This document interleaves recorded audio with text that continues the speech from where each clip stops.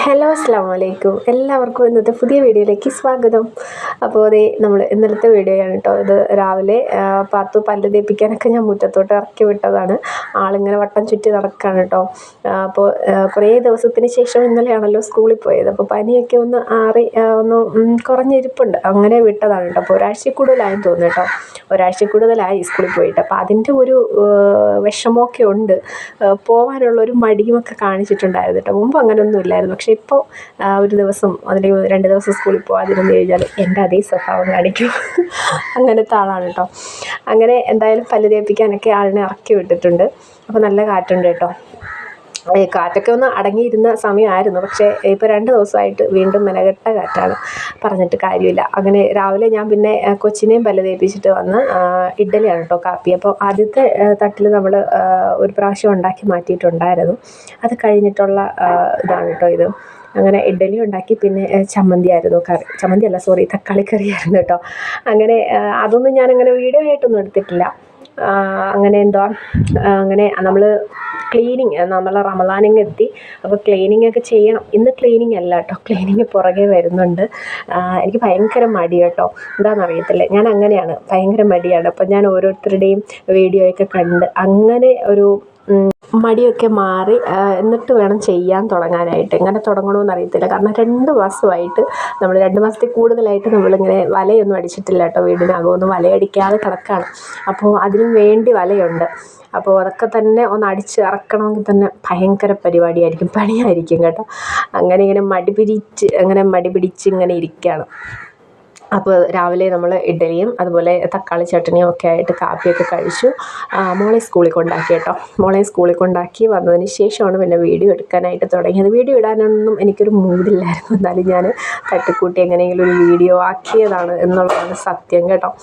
അപ്പോൾ വന്നിട്ട് പിന്നെ ചെടികളൊക്കെ പതിവ് പോലെ തന്നെ ചെടികളൊക്കെ ഒന്ന് നോക്കി. ഇപ്പം ഇങ്ങനെ ചെടികൾ ശ്രദ്ധിക്കുന്നത് എനിക്കിപ്പം ചെടികൾ നടാനും അത് നോക്കാനും സംരക്ഷിക്കാനും ഒക്കെ ഭയങ്കര ഉത്സാഹം കേട്ടോ.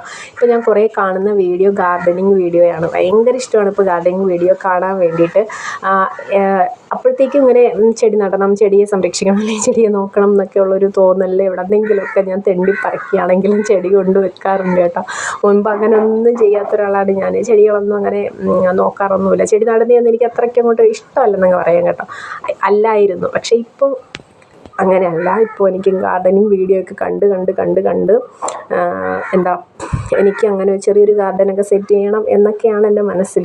അത് നടക്കുമെന്ന് അറിയത്തില്ല. പ്രത്യേകിച്ച് ഈ ഉണക്ക് കാലത്ത് നമ്മുടെയൊക്കെ നാട്ടിൽ വെള്ളമൊക്കെ ഭയങ്കര ക്ഷാമമായതുകൊണ്ട് പിന്നെ ഞാനിപ്പോൾ എന്തായാലും നടുന്ന ചെടികൾ ഞാൻ നട്ടുപിടിപ്പിക്കുന്നതൊക്കെ ഒന്ന് പച്ച പിടിച്ച് കഴിഞ്ഞാൽ എനിക്ക് അതിനെ സംരക്ഷിക്കാൻ ഭയങ്കര ഇഷ്ടമാണ് കേട്ടോ. ഞാൻ നടുന്നത്, ഇതിന് മുന്നേയൊക്കെ ഉമ്മച്ചിയാണ് ചെടി നടുന്നതും. അതുപോലെ ഇപ്രാവശ്യമാണ് നമ്മൾ ഈ കൃഷി, അതായത് ഈ ചെറിയ നമ്മൾ ഈ അടുക്കള തോട്ടം എന്നൊക്കെ പറയത്തില്ല, അങ്ങനെ കൃഷി, വെണ്ട എല്ലാം ഉണ്ടായിരുന്നു. ഒട്ടുമിക്ക ഇതുകൊണ്ട് ചെയ്യുമായിരുന്നു കേട്ടോ. എന്ന് വെച്ചാൽ സവാള വരെ നമ്മൾ നട്ടിട്ട് അതിൻ്റെ പിന്നെ ഇത് ഉള്ളിപ്പൂ ഉണ്ടല്ലോ, ഉള്ളിത്തണ്ട്, അതൊക്കെ നമ്മൾ ഉണ്ടാക്കിയെടുത്തിട്ടുണ്ട് കേട്ടോ. ഇപ്പോഴാണത് ചെയ്യാൻ മടിക്കുന്നത്. ഇപ്രാവശ്യം എന്താണെന്ന് അറിയത്തില്ല കേട്ടോ, ഭയങ്കര മടി. ഇപ്രാവശ്യം പിന്നെ നമുക്ക് വിത്തും കിട്ടിയതൊന്നുമില്ല. നമ്മൾ കിട്ടിയ വിത്തൊന്നും നമ്മൾ സൂക്ഷിച്ച് വെച്ചതുമില്ല. അതൊക്കെയാണ് സത്യം. അല്ലെങ്കിൽ പയറ്, വെണ്ട, പാവയ്ക്ക ഇഷ്ടം പോലെ കണ്ടമാനം നമുക്കുണ്ടായിരുന്നു. കുമ്പളങ്ങ ഉണ്ടല്ലോ, നമ്മൾ നെയ്ക്കുമ്പളം, അതൊക്കെ ഇഷ്ടംപോലെ ഉണ്ടായിരുന്നു കേട്ടോ.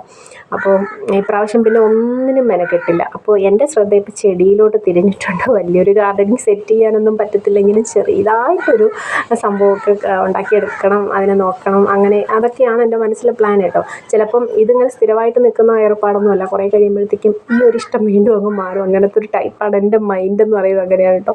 അപ്പോൾ ഇപ്പോൾ എന്തായാലും ഗാർഡനിങ് ചെയ്യണം, അതൊക്കെയാണ് മനസ്സിൽ. അങ്ങനെ എൻ്റെ ചെടികളൊക്കെ ഒന്ന് നോക്കി എല്ലാം ഉഷാറായിട്ട് നിൽക്കുന്നുണ്ട്. ഇനിയും കിട്ടുന്നത് തെണ്ടിപ്പറയ്ക്കാണെങ്കിലും ഞാൻ കൊണ്ടുവയ്ക്കും കേട്ടോ. പട്ടിപ്പണി എടുത്തിട്ടാണെങ്കിലും ഞാനിതെല്ലാം നോക്കും എന്നാണ് എൻ്റെ മനസ്സിൽ ഉറച്ചൊരു തീരുമാനം. അങ്ങനെ അതൊക്കെ കഴിഞ്ഞ് പിന്നെ ഞാൻ വീട്ടിലോട്ട് പോയി. വീട്ടിലോട്ടല്ല, അടുക്കളയിലോട്ട് കയറി. ഉച്ചക്കലത്തേക്ക് ചാളയാണ് കേട്ടോ, നമുക്ക് ചാള. അപ്പം കുറച്ചേ ഉള്ളൂ വറക്കാമെന്നൊക്കെ ഞാൻ വിചാരിച്ചെങ്കിലും നടന്നില്ല. വറക്കാൻ വേണ്ടിയൊന്നും ഇല്ലായിരുന്നു. അതുകൊണ്ട് തേങ്ങ അരച്ചിട്ട്, മാങ്ങാക്കറി ഭയങ്കര ഇഷ്ടം കേട്ടോ. മാങ്ങ ഇട്ടിട്ട് തേങ്ങ അരച്ച് കറി വെക്കുമല്ലോ, അപ്പോൾ അത് ഭയങ്കര ഇഷ്ടം. ഇവിടെ എല്ലാവർക്കും ഇഷ്ടം തന്നെയാണ്. അപ്പോൾ അതൊക്കെ പറിച്ച് മാങ്ങയൊക്കെ പറിച്ചുകൊണ്ട് വന്ന് കറിയൊക്കെ സെറ്റ് ചെയ്ത് അടുപ്പിലോട്ടാക്കി. പിന്നെ പച്ചക്കറി ഒന്നും ഇരിപ്പില്ല. 2-3 വെണ്ടയ്ക്ക ഇരിപ്പുണ്ട്. അപ്പം എന്തായാലും അതൊരു രസം വെക്കാം എന്ന് വിചാരിച്ചിട്ട് ആ വെണ്ടയ്ക്കയൊക്കെ ഞാൻ എടുത്ത് വെള്ളത്തിലിട്ട് വെച്ചിട്ടുണ്ട്. പിന്നെ ഉമ്മച്ചിയാണെങ്കിൽ ഒരു കപ്പയ്ക്ക കൊണ്ട് തന്നിട്ടുണ്ടായിരുന്നു കേട്ടോ.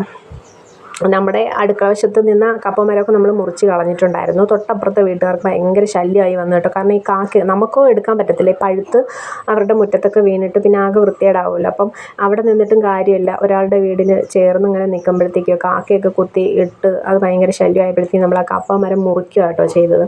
ഇത് വെറുതെ ഇത് എന്താ വാപ്പ പുറത്തുനിന്ന് മേടിച്ചുകൊണ്ട് വന്നൊരു കപ്പയ്ക്കായിരുന്നു. ആ കപ്പയ്ക്കയുടെ അരി വീണ് കിളിർത്തിട്ടുള്ളതാണ്, വരവാണ് കേട്ടോ. അത് സംഭവം എന്ന് വെച്ചാൽ മെറ്റൽ കല്ലുണ്ടല്ലോ അതുപോലെ ഭയങ്കര കട്ടിയുള്ള കപ്പയ്ക്കയാണ് കേട്ടോ ഇത്.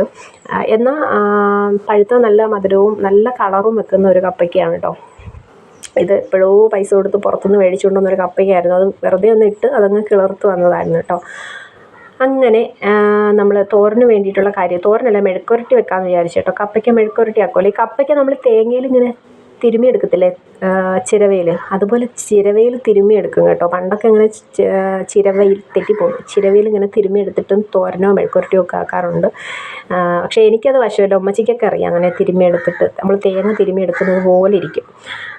ഞാൻ പിന്നെ കൈ കൊണ്ട് കൊത്തി അരിഞ്ഞ് അതെന്തായാലും മെഴുക്കുരട്ടിക്ക് ആക്കി റെഡിയാക്കി കുറച്ച് പച്ച തേങ്ങയൊക്കെ ഇട്ട് കുറച്ച് വെളിച്ചെണ്ണ ഒഴിച്ച് കറിവേപ്പിലൊക്കെ ഇട്ടിട്ട് അതങ്ങ് മാറ്റിയിട്ടുണ്ടായിരുന്നു.